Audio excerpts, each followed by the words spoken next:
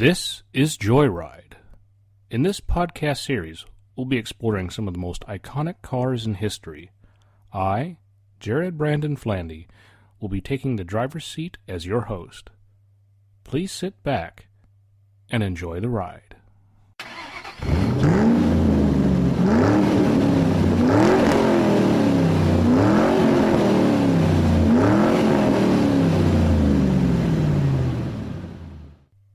Welcome to the first episode of this podcast. Now, as you can imagine, we're going to be talking about cars quite a bit. But we're not necessarily going to be talking about how to change your spark plugs, how to change your tire, the difference between an alternator or a carburetor.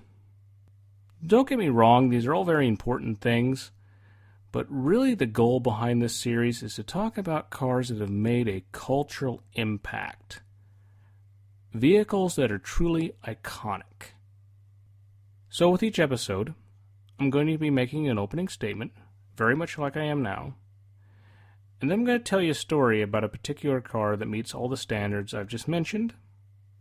I'll end with some closing remarks, and then we'll be done. Now, a little bit about me. I am just a humble gearhead. It probably started when I was about 11 or 12 years old, about the time my brother had passed his driving test, and we both wanted to become a part of this automotive world.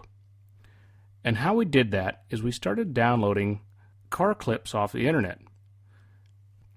Now mind you, this is in the world of dial-up, so we would sit there all night waiting for these 2 or 3 minute clips to download, which sounds totally silly by today's standards, but in our minds it was well worth it.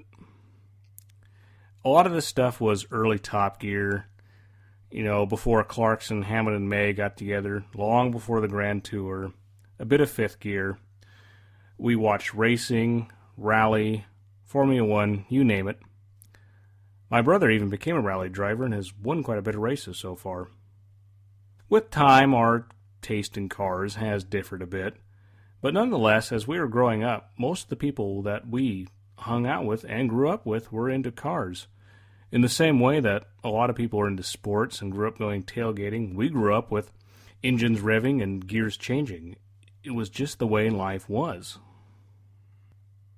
But time has passed and my career has kind of taken center stage and cars have had to kind of take a back seat, no pun intended. But nonetheless, it's still something I'm very involved with, I'm very passionate about, and that's one of the reasons why I've decided to do this podcast. So, with that said, we have the groundwork laid out. We know what we're going to do. So, I think I'm going to change gears and tell you a story now. So, let's get started.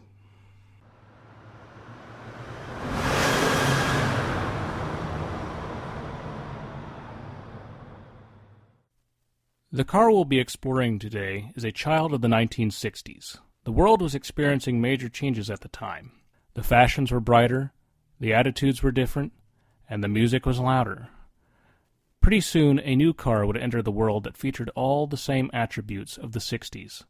The Jaguar E-Type was introduced in 1961 at the Geneva International Motor Show in Switzerland.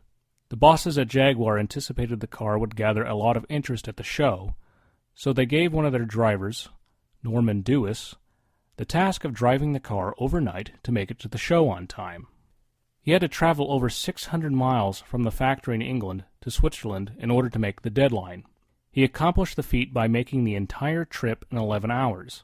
When the show opened the next day, with the shining E-Type proudly on display, no one had seen anything like it before.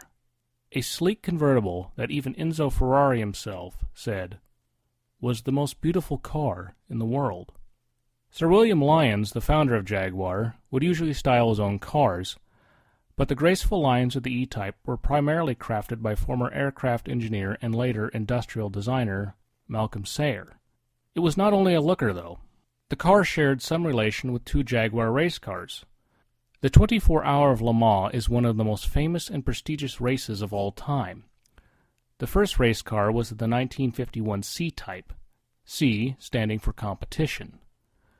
The car won Le Mans twice.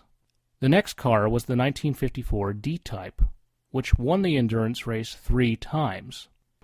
In 1956, Jaguar exited motorsports with the possibility of a successor race car being very unlikely now. As a result, they began work on a road version of the D-Type. The E-Type, as it would become known, had a monocoque body with a slim profile. In 1957, a test prototype began being experimented with and would feature the same 2.7-liter 120-horsepower engine that was also in the Jaguar Mark I sedan, the car that would eventually become the Mark II of Inspector Morse fame. Despite rave reviews from the press, Jaguar was still focusing on other cars such as the Mark X, so the design team had to perfect the car that would become the E-Type. It could achieve speeds of over 150 miles per hour, making it the fastest car in the world at the time. It was also safe. It even had disc brakes and an independent suspension design that came from the Mark X, which would be used all the way up till the 1990s. Surprisingly, it didn't burn a hole in your wallet either. The introductory price was a mere £2,195, or approximately $50,000 in today's money. If this still seems high to you, take into consideration a current Bugatti Chiron can cost well over $4 million. Because of everything it had to offer, so many orders came in that the little company could not make them fast enough. Potential customers even begged to be put further up the list so they could get a car sooner. Problems would soon arise, however. In a very Jaguar owner fashion, the company was not exactly honest about the car's capabilities. The vehicles they gave the press could go faster, while the production vehicles couldn't even reach 140 miles per hour. Also, the brakes weren't great, the transmission performed sketchy at times, and many customers complained of the cramped size of the cabin. Most of these problems and others would be fixed with later model years, but in the end, no one really cared about the car's issues. The E-Type became an icon of 60s cool, even to the point some journalists have described it as a racing car in a miniskirt. The car was so fast it was a popular choice in a world where most of the highways still did not have speed limits. As production continued, V12 engines also began to be offered. Even the E-Type had to slow down eventually, though. Some loyal Jaguar customers started buying the company's sedan models, which were quick but could also comfortably hold a family of 4. Other buyers also started complaining about reliability problems that were common for British cars of the time. Competing supercars being produced by Porsche and Ferrari began luring customers from Jaguar as well. Alas, all good things eventually have to come to an end, and the last E-Type rolled off the assembly line in 1975. The end of a 14-year era. It was replaced with the V12-powered XJS the same year. This car would be produced for another 21 years before being replaced by the XK8 in 1996, and the XK8 would be replaced 10 years later by the XK. However, even though the E-Type is no longer made, its legend still lives on. The E-Type has made numerous film appearances and has inspired designers for decades. Even later Ford models such as the Taurus sport an E-Type inspired front grille. In 2013, the E-Type would finally have a spiritual successor with the production of the Jaguar F-Type. This proves that the Jaguar E-Type truly is an icon, since it still is setting the standard of what a great sports car should be, even today. Well, I hope you enjoyed that story of the E-Type. As you heard, it really has set standards and truly is an iconic car, and it's held in big respect amongst a lot of gearheads, whether you're a Jaguar fan or not. It's just one of those kinds of cars that everyone just seems to like. Now, I have to be honest, I'm not really biased when it comes to vehicles. I mean, you got lots of people that are just, Toyota guys or Honda guys, or if you even get all the way up into the big leagues, there's people that are just into Porsche or just into Ferrari. I've never really been that way. I've always had an appreciation for lots of different brands and lots of different models. But if I had to have a list of preferences, Jaguar would definitely be on that list, and part of that is because it's very personal to me. My first car actually was a Jaguar.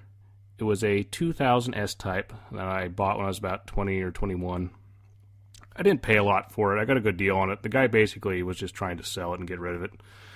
So I ended up on the winning end there. So the day I bought it, I took it home the same day.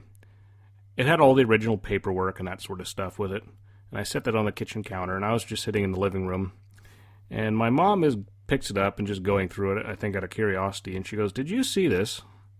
And I went, "What?" She goes, "No, just take a look."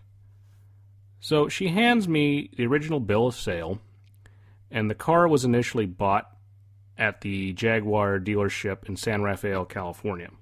And on the purchase order was all the usual stuff, the VIN number and whatnot, but there was also the name of the company that bought it, and it said Lucasfilm Limited.